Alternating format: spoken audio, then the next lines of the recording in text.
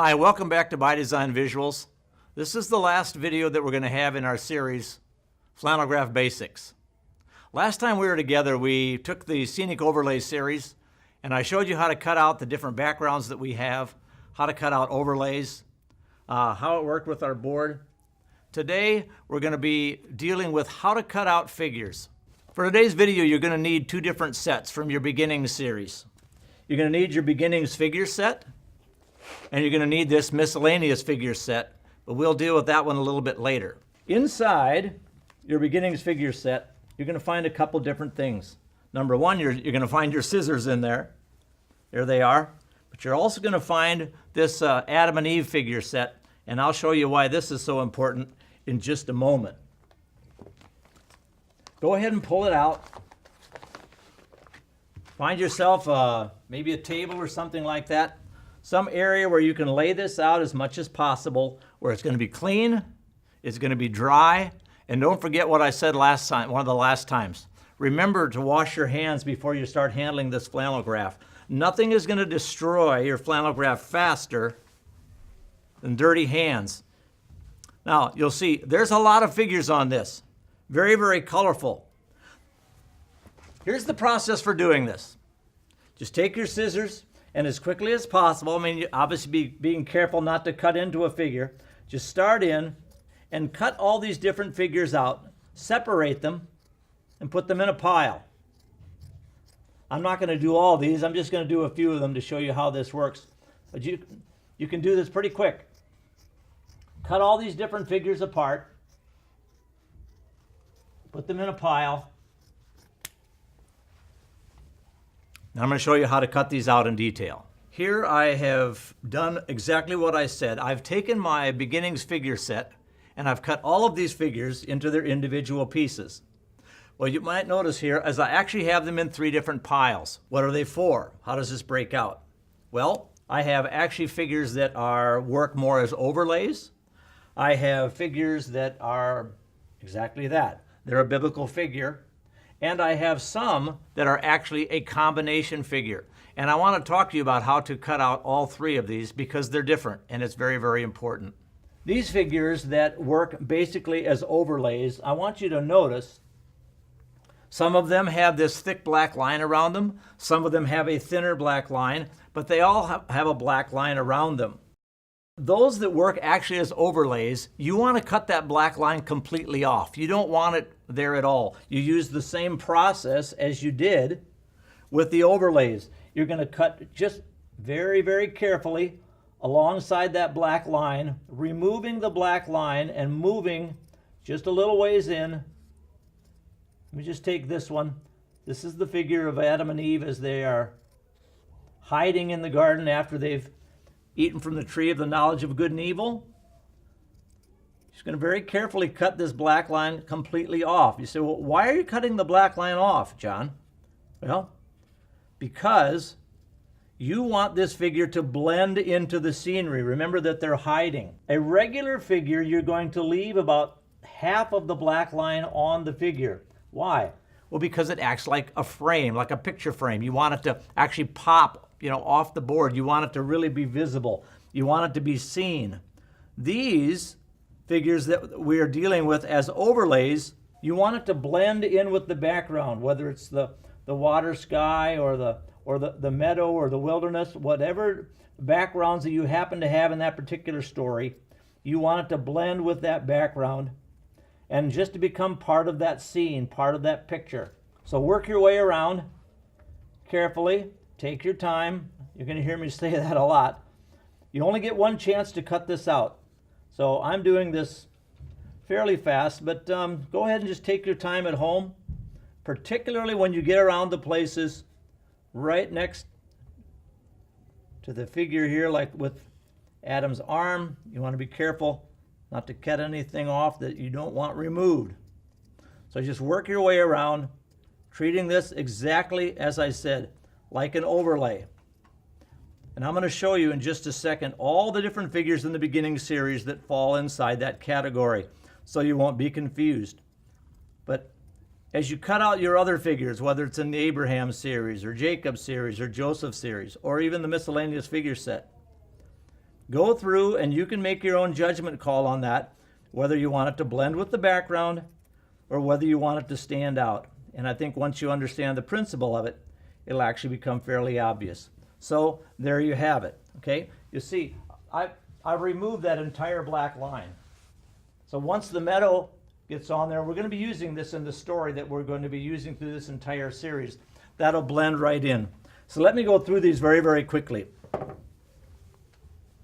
You have this figure of Adam and Eve hiding. Now I want to mention very quickly these two figures, because these two figures, you'll see them printed, but what I want you to do is I actually want you to throw them away. Just get rid of them. Just remove them. Let me tell you why. They've been replaced with these two figures. We made a really, really serious mistake when we first put this together, didn't even really realize it, but once we did, it became very, very obvious. Let me show you. Look at the difference between these two figures. What do you think it communicates? Well, this is Adam before he ate from the fruit. This is Adam after he ate the fruit from the tree. What we were communicating, and communicating falsely, is that in some respect, with the artwork, well, Adam was kind of a white Caucasian guy like me before the fall. Afterward, his skin darkened. Big mistake. That's not something we wanted to communicate because it's just not true. And so you'll find these figures, these replacement figures, in your set. If they're not in your set, contact us and we'll get them to you immediately. But these two figures of Adam and Eve with this glow around them, you want to cut that black line all the way off, just like we did with our other figure. These two figures after the fall, you want to cut the black line off those as well.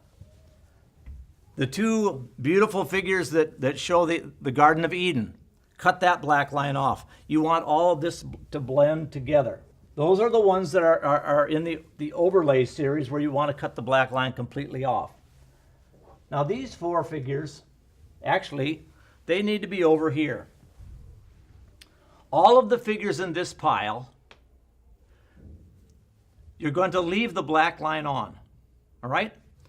Cut about halfway into the black line. That will be absolutely perfect. You have these four beautiful images as we go through the Noah story with Noah looking out the window of the ark. So you have these four. You have the regular figures. You have Ham, Shem, and Japheth. You have their wives. You have the angel with the sword. Here's one of their wives. Here's Noah himself. You have Cain. Now you might notice with Cain, we've left a portion of background inside there. Why? Well, because we didn't want to have any interior cuts at all. We want you to be able to cut around the figure just around the perimeter. And so if it needs a background, we've tried to keep that inside the figure for make it easier to cut out. Another one of the wives, if you ever wanted to know what Noah's wife looks like, well, there she is. The other brothers, Cain's offering.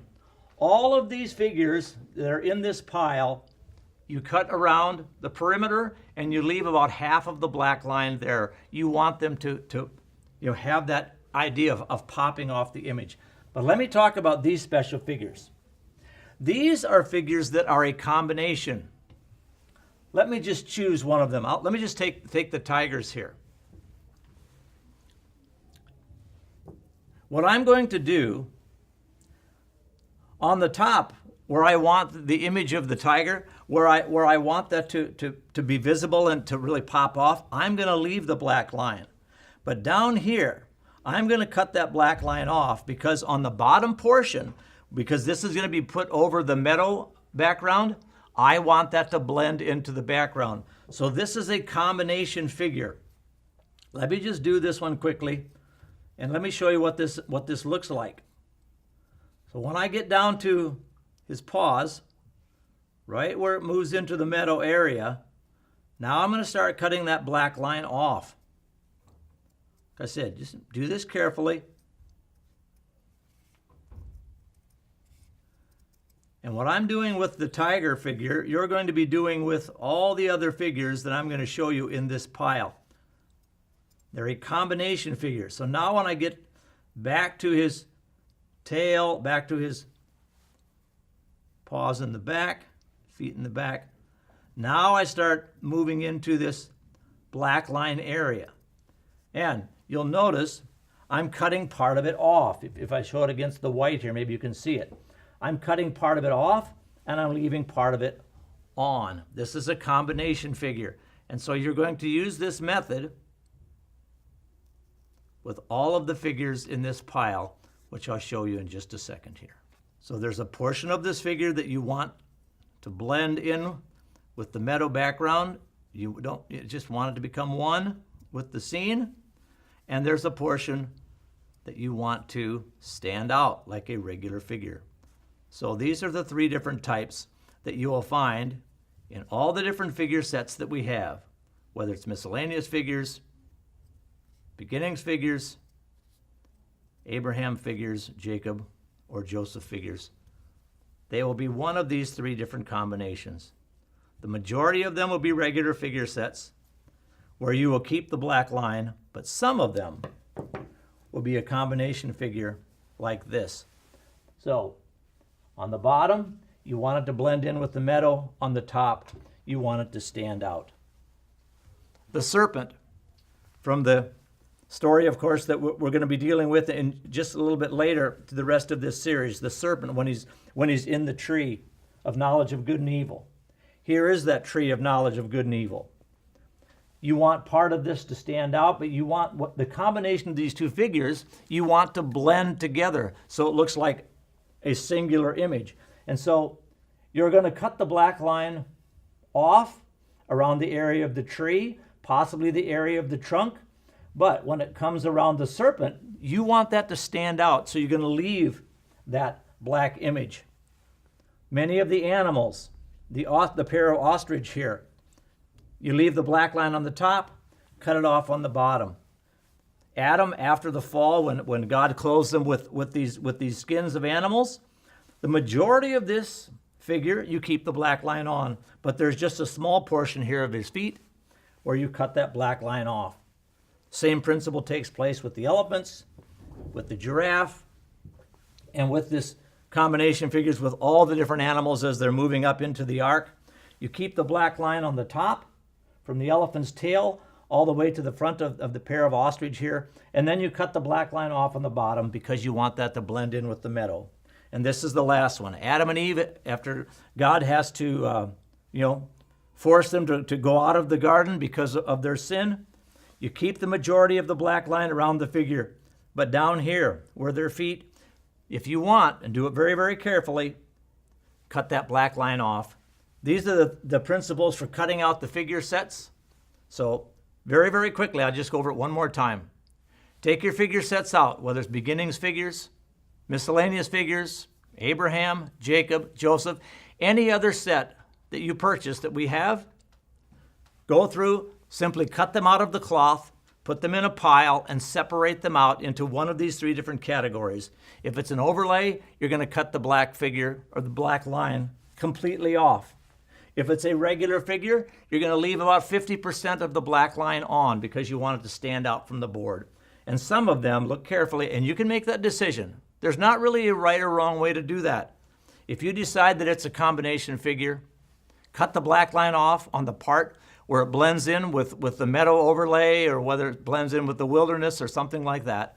But the majority of that figure, you're going to leave that black line on. Well, here's what your beginning set is going to look like with everything cut out. I have all your different overlay figures cut out. I have your regular figures cut out where you leave the black line. I have all my combination figures cut out where we leave the black line generally on the top part, and cut it off on the bottom where it blends in with the scenery. But I want to show you how this is actually designed to work. In each of these sets, especially the figure sets, there's this beautiful colored placard that it's not just for advertising, it's not just to look nice, it actually has a design purpose. And so when you're done cutting out all of your figures, put it face down, a table or somewhere, And starting with your largest figures, and you're going to remember, you're going to want to fold these with the print side in so they don't get dirty and so they don't wear. You're going to have to fold them if they're too large, but try and get all of them, just place them on this placard.